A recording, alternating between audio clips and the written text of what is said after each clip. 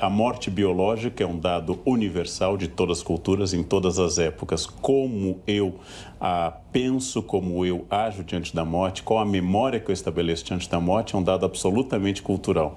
A ascensão do dia de finados tem a ver com a ascensão da ideia de purgatório, que a partir do século XI, XII e XIII cresce na Igreja Católica. A morte como uma festa no México, a morte pública entre os jainistas, uma morte épica e pública que sirva de exemplo para toda a comunidade, a morte com cremação, a morte com enterro, a morte com velórios enormes ou a morte com velório curto, tudo isso depende de cultura. A morte biológica é um dado absolutamente técnico. A morte, como eu reajo diante dela, é fruto de cultura e de história. Nós temos uma sociedade marcada hoje pela tanatofobia, por um certo horror da morte. Não se fala de morte, não se executa em público, os corpos devem ser cobertos, morre-se, como você lembrou no início, de forma asséptica em hospitais, de forma cada vez mais medicalizada. Bem, os jovens, como bem lembrou a Marlene, não são muito íntimos dessas demonstrações sociais e simbólicas. Prefeririam, ao invés de ir aos cemitérios, escrever hashtag tô de luto. Talvez fosse mais prático do que tudo isso. Os jovens estão mais longe da morte.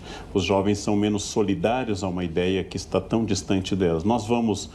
Provavelmente temos raiva do que os jovens dizem, porque nós também não gostamos de velórios, nós também não gostamos de hospitais e não temos essa liberdade, como eu escrevi hoje no artigo, não temos essa liberdade de dizer: eu não quero estar num lugar onde só há tristeza. Mas nós fomos educados a uma ideia social de solidariedade.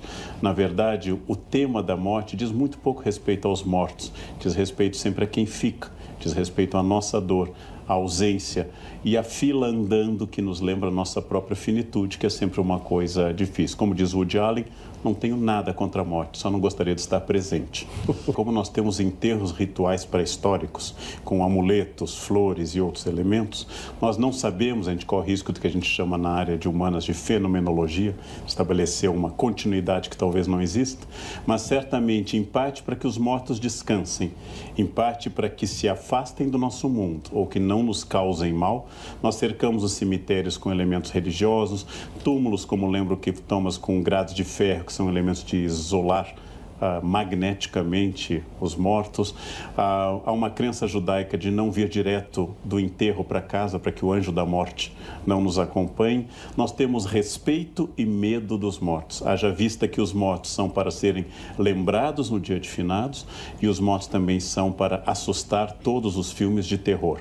Os mortos são uma coisa ambígua na nossa cultura, porque, como você disse muito bem, a única certeza universal é essa. Então nós fazemos o que muito mais do que eu, uma psicóloga como a Marilena, pode defender, que é uma denegação da morte. Nós ficamos transportando para discursos simbólicos, ficamos atenuando com o nome finados o que é dia dos mortos, ficamos dizendo que fulano faleceu quando ele morreu, ou como preferem os kardecistas, desencarnou.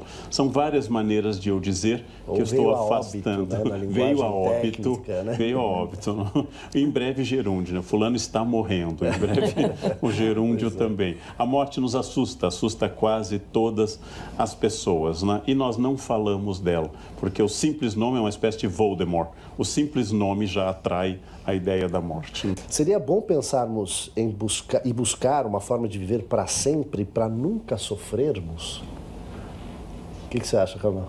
Eu acho a eternidade, os vampiros são sempre melancólicos, não é? Porque viver muito é demais. Você tem uma velha lenda mitológica de uma pitonisa, uma sacerdotisa de Apolo, que pediu a vida eterna, mas esqueceu de pedir a juventude. A Sibila Cumana, como era chamada, começou a envelhecer. Depois colocaram-na numa gaiola, ela só dizia: quero morrer. Quero morrer. Eu acho que a finitude da vida é uma das grandes chaves da beleza da vida. Por isso que flor natural é melhor do que flor artificial, porque a flor natural vai passar em poucos dias. A artificial fica naquele brilho plástico por muito tempo. Quer dizer, uma estátua é pior do que um ser humano. É sermos feitos de matéria finita, estarmos imbuídos na finitude, que dá à vida grande parte do seu prazer. Agora, é a nossa contradição. Todas as religiões nos garantem que vai ser muito melhor depois. E todas as religiões têm ritos que falam da dor e da tristeza e de tudo isso. Se nós fôssemos de fato religiosos, comemoraríamos a morte de uma pessoa no sentido de festa. Mas como não somos de fato religiosos, apenas temos crenças religiosas, nós sentimos essa dor eterna. Ainda que a religião seja, sem dúvida, a ideia mais completa para se tratar simbolicamente da perda e da morte e da dor. A ciência não seca lágrimas. Não posso dizer a uma mãe que acabou de perder um filho, seu filho é feito de moléculas de carbono, tudo que é feito de carbono tende a desaparecer, inclusive eu e a senhora. Eu devo dizer, ele está no céu, está nos olhando, não sofre mais e vamos nos reunir a ele. Isso consola, né? A ciência não consola ninguém. A ciência criou Prozac, mas não criou uma simbologia para eu poder enfrentar a dor.